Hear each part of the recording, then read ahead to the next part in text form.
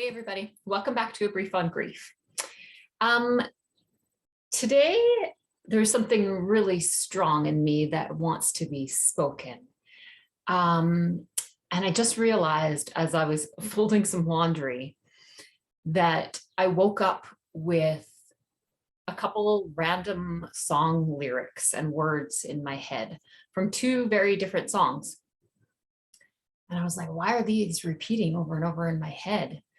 And then as I was in bed longer and my routine that I do with reading some stuff and an inspiration, a memory of something that I would want to share came up. And I just realized how those lyrics that were in my head are connected to this message that I'm coming to share with you today. And that's really amazing. So the lyrics in my head when I woke up this morning were unshakable, unbreakable. So that's a couple lyrics from one song. And the other part is there's a hole where my heart used to be. And that's from a completely different song. And I was just like, why are these, so there's a loud truck out here. Why are these specific lyrics like repeating in my head over and over again? And now it makes sense with what I'm coming to chat with you today about. I don't know how many of you saw earlier this week, Matthew McConaughey's sharing his talk about the shootings in Texas and that being his hometown and honoring the lives of some of the children's lives that were lost there. I commend Matthew. I thank him so much for that bravery and courage and vulnerability and that gusto to make for him and his wife to go and do that speech and to speak that message to the world. It's so important right now. But in his message, there was something that highlighted what I believe is actually a more dangerous and a more toxic epidemic of our world. So something more dangerous than the epidemic, having an issue with that word, epidemic of gun violence in America, school shootings, something that's bigger than that. And Matthew actually outlined it nicely in his speech. I don't have it's just a few minutes into the speech, I think about 5 minutes or so. I will put a link to the speech down below here too, so you guys can listen to it if you haven't seen it. He was going through some of the families that had lost children and with names, of their mothers and fathers, talking about some of the stories of how they were doing, what the children's dreams were for their lives looking forward. And there was a moment where he commended one of the fathers for being calm, for being put together, and was celebrating the fact that the father had explained his demeanor by saying that I have to stay calm. I have to keep it together. If I fall apart, my family will fall apart. This is the epidemic that is more toxic than school shootings. The epidemic of the belief that we need to stuff our emotions down, especially the men in our culture, that they need to stuff their emotions down and appear strong, appear put together to hold up a family, to save a family, to save anybody. And the fact that that is celebrated in our culture, the suppressing of grief, the suppressing of emotions,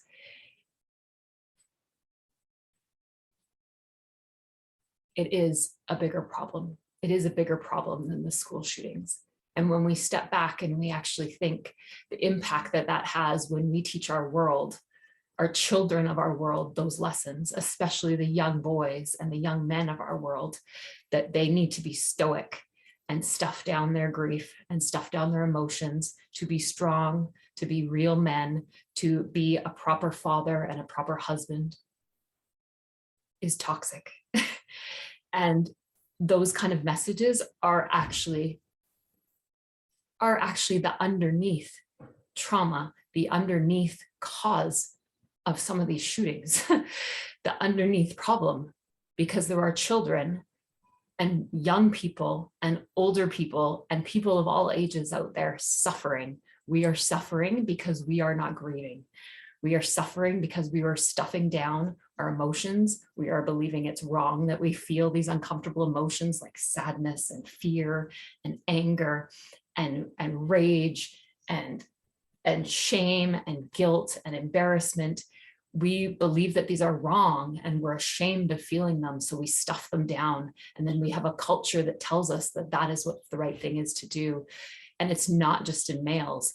Females get these messages too, and especially females now in this world, post-feminism, that have to survive in a world that's still dominantly male and dominantly run under patriarchal energy, that we have to also do this. It is killing our world. It is killing us. Like those sound lyrics say, we unbreakable, unshakable.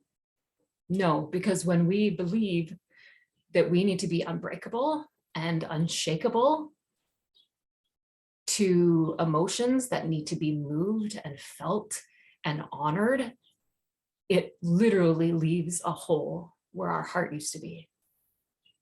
So those combinations of those two lyrics that I shared with you at the beginning are literally the message that I'm trying to share with you today.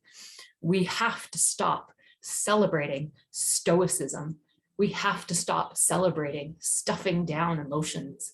We have to stop celebrating and giving messages to the people of our world, especially our children, that it is not okay to express anger and sadness and guilt and shame, and it's not okay to feel it or talk about it, especially our young boys. I mean, I don't have the statistic on it, but I know these school shootings are done in majority by young men and older men, young men and other young boys, young teenagers, or older men. I don't know if there's any, actually, I haven't done any research to see if there's any school shootings that have been done by women. I have no idea, maybe there are. We have to stop this messaging. And I have a lot of passion for that, which is why I have a lot of passion for the messages that I bring about honoring grief that we experience with loss, honoring our emotions, using the powerful tool of EFT tapping to do that, and bringing these messages and these tools to men specifically. We need to start coming together in the emotions that are meant to connect us. We are humans. We all experience these emotions, male, female,